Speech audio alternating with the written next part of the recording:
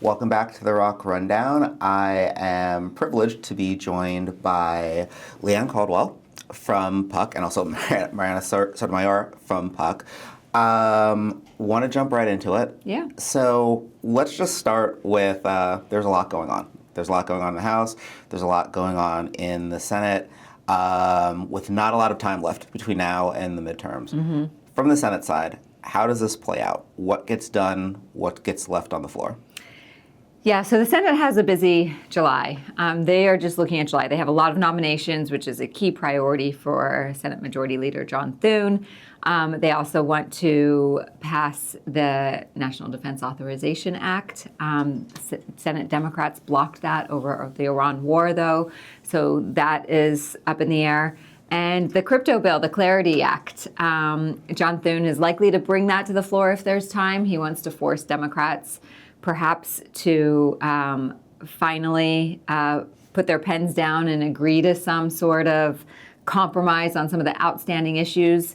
But those are really the top priorities since we all know that there's just going to be a CR in September and no individual government funding bills.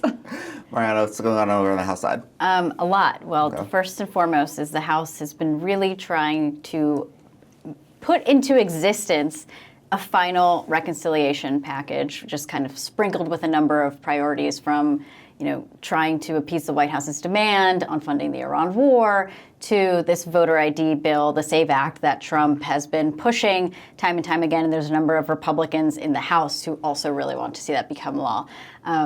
Probably not going to happen in the Senate. There's been a lot of conversation of what the Senate can accept, and they kind of laugh whenever, still to this day, the House says, no, we really want you to do this, though. We'll see how that happens. The House is only in session for, I think, about one more week in July, so things would have to move quickly. There's a lot of opportunities for things to fall apart, and leaders very much trying to keep Republicans together, which, as we've seen, has been such a struggle given their very narrow majority. And also they're trying to fund the government, but as Leanne alluded to, there's a lot of conversations about, okay, we're likely going to need a CR to keep the government funded through November, and then lame duck is a totally different ballgame. Okay, so since we're talking a little bit about government funding, the chances of that getting passed without drama, or are we staring at another government shutdown? I think a lot of leaders are acting and starting to think, okay, let's act as if we have to stare down a shutdown. Mm-hmm. I think it'll be hard to see the government shutting down before the midterm elections. Yeah. Democrats may want to have that blame on, or put that blame on Republicans, mm-hmm. and especially Trump. That's I think the big question mark is, how does the president react to any kind of short-term funding bill? But whether the government shuts down, there's also conversations of, do they take a piecemeal approach? Do we fund some agencies for a short amount of time? Mm-hmm. We saw that happen earlier this year with that historically long shutdown. Okay. So let's move to the midterms. Assuming that the Dems take over the House or maybe take over the Senate. Well, actually, let me take a step back. What is the mood of both Democrats and Republicans in the House and the Senate as to these midterms and how it's going to turn out? Well, Democrats are always bedwetting. They're always nervous, right? So, who, us? I know. No. Yeah, you. The Senate is a little bit of a different story than the House. I mean, the House, the Democrats start from a structural disadvantage after redistricting and VRA. They're like 11 or 12 seats back. So they have to have a good year to even get a to win a small majority. The Senate is it's a jump ball. Mm-hmm. Maine is a setback. Perhaps they can get it back on track. There's a lot of other red states that Democrats have to win. North Carolina, which is looking good. Ohio, which is okay. Alaska even. But the map could get quite big. We'll see. But the mood of the electorate is mad. They're angry. And so how does that manifest is the big question. And Democrats are hoping that it's the Republicans that are blamed. Okay. Yeah, I would say on the House side, Democrats don't want to be measuring the drapes yet. There are some who are starting to think ahead of, what could Democrats do? What's the agenda if and when we take the majority? But there's obviously questions, like Leigh alluded to, that they just don't know how big of a majority they can have. And we've seen all the problems that Republicans have had in just a 3-seat majority and the tests that has put on leaders. So they, at this time, do feel confident that they can flip seats. I mean, they're looking at some districts that Trump won by 10, even 12 points in 2024, because the mood is just so against the president, obviously the war. There's just like a number of things that people are so upset about. And even though in polling it says that they don't trust the Democratic Party, they are more willing to vote for Democrats to have control of Congress. So that is giving a lot of Democrats hope on the House side. And I think it's a reason why you see Republicans really trying to get a final push with this reconciliation bill, throw all their priorities in there, because, again, who knows what they could come back to in November. And if they don't have the majority anymore, then that's probably the last time you'll see a number of Trump's priorities get done. Before we started and we were talking, you mentioned anger, and there's definitely anger at the administration, just the anger at Congress, but also maybe a little bit of anger at corporate America, especially as it comes to affordability. So if you're a corporate leader and you're looking at what might happen past November, what should you be preparing for?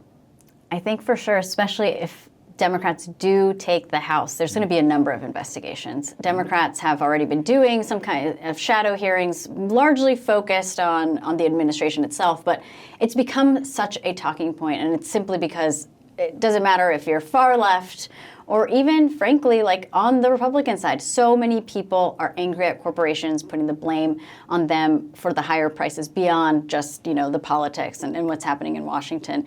So I would be shocked if Democrats don't bring corporations forward in a number of hearings. And I would say this is across the board, a number of committees as well. Yeah, it's not only affordability and high costs, but it's the relationship that they have with the president. Also, record-breaking income inequality right now. People are blaming corporate America, AI companies, tech companies for that. So there's a lot of populist anger out there, and I think that if Democrats win control, we will see a lot of subpoenas. Okay. ROKK Solutions is a bipartisan firm, so I have to ask this question.